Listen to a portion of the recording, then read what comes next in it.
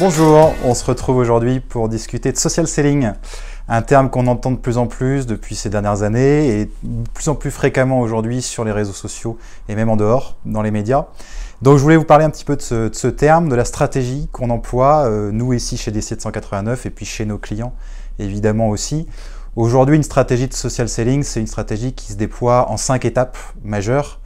D'abord, de pouvoir établir ces stratégies, pouvoir comprendre quelles sont nos cibles, quels sont les objectifs qu'on emploie et comprendre pourquoi on va mettre en place ce terme social selling qu'on entend beaucoup, c'est-à-dire cette implication interne, cette implication des collaborateurs, des équipes, des dirigeants, de nos futurs clients, des ambassadeurs qu'on peut avoir.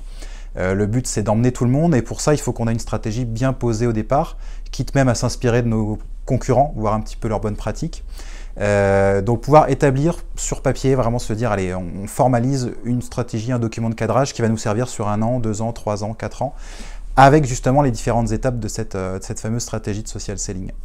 Donc l'objectif après, c'est de pouvoir dire cette stratégie vers quel contenu elle nous emmène. Sur les réseaux sociaux, on est habitué à parler de ligne éditoriale, de calendrier, de community management. Là, ça va être un petit peu pareil. On va justement se projeter, dire voilà quel contenu on va imaginer demain, de la photo, de la vidéo, des interviews, des portraits, une manière de présenter l'entreprise, présenter nos produits, mais aussi aller au-delà, pouvoir vraiment faire de chaque ambassadeur un relais, un interlocuteur unique à privilégier. Et pour ça, justement, on va imaginer tous ces différents contenus les plus originaux possibles, les plus insolites parfois en fonction de notre métier. En fonction des différents secteurs d'activité, on aura comme ça des habitudes à prendre.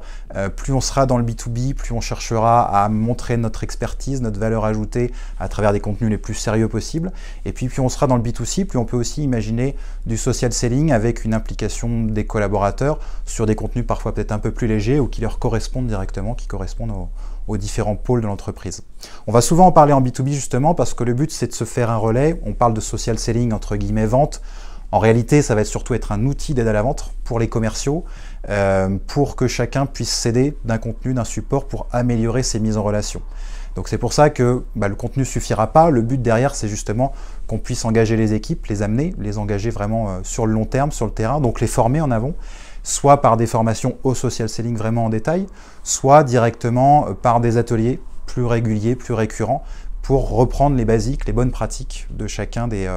justement des étapes de cette stratégie de social selling. Donc cette étape d'acculturation pour emmener une équipe commerciale qui n'était pas forcément prête au digital, progressivement à prendre la main sur LinkedIn, sur Facebook, sur les réseaux, mais aussi comprendre la manière de fonctionner du blog, du site internet, pour se dire voilà, tous les contenus qu'on va relayer, ils ont une importance individuellement, ça va faire la visibilité de l'entreprise et le but c'est qu'on y aille tous ensemble. La 4e étape justement, ça va être le challenge, ça va être pouvoir se dire comment est-ce qu'on embarque tout le monde dans une dynamique, pas juste le faire une fois mais pouvoir le poursuivre. C'est comme ça qu'on voit que les stratégies fonctionnent dans les entreprises qui l'utilisent aujourd'hui, c'est de pouvoir challenger, de se dire ok, quelles récompenses on met en place pour les gens qui font bien les choses, comment est-ce qu'on relance les gens qui n'osent pas faire les choses, comment on les met à l'aise aussi. Toute cette logique de challenge, nous on le met en place chez D789 avec les équipes commerciales, mais aussi avec l'ensemble des experts, en disant voilà, ce mois-ci on attend tant d'articles, tant de posts, tant de relais par chacun des collaborateurs. On s'y applique avec le sourire, parce que c'est un petit challenge aussi qu'il faut mettre, une petite émulation qu'il faut mettre en interne, à gagner un resto, à gagner une bouteille de champagne, à gagner l'estime de ses collègues aussi, c'est important en ces temps voilà, où il faut pouvoir retrouver une dynamique. Et puis un challenge aussi au niveau du community management de l'entreprise qui va pouvoir aussi proposer les contenus aux collaborateurs, leur faciliter la tâche, voire même mixer ça avec des campagnes ads, que ce soit Google, Facebook, LinkedIn, pouvoir avoir des investissements publicitaires qui vont aussi en face de cette stratégie.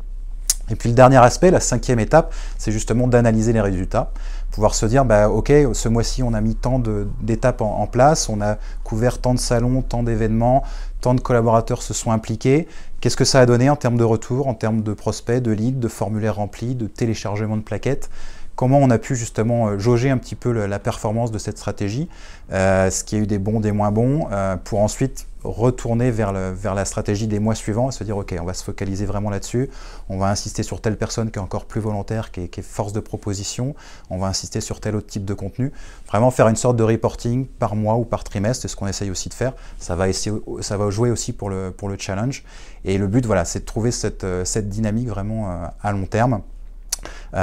Tout ça pour voilà, avoir une performance commerciale qui progresse sur le digital, mais qui va aider aussi toutes nos mises en relation au quotidien. Et on sait évidemment qu'on en a énormément besoin. Donc si vous voulez plus d'informations par rapport au social selling, n'hésitez pas à nous suivre sur les réseaux sociaux 1789. Évidemment, je vous invite à aller suivre, les liker. Et puis évidemment aussi toutes les formations et les webinaires qu'on peut mettre en place. Donc n'hésitez pas à suivre le blog 1700.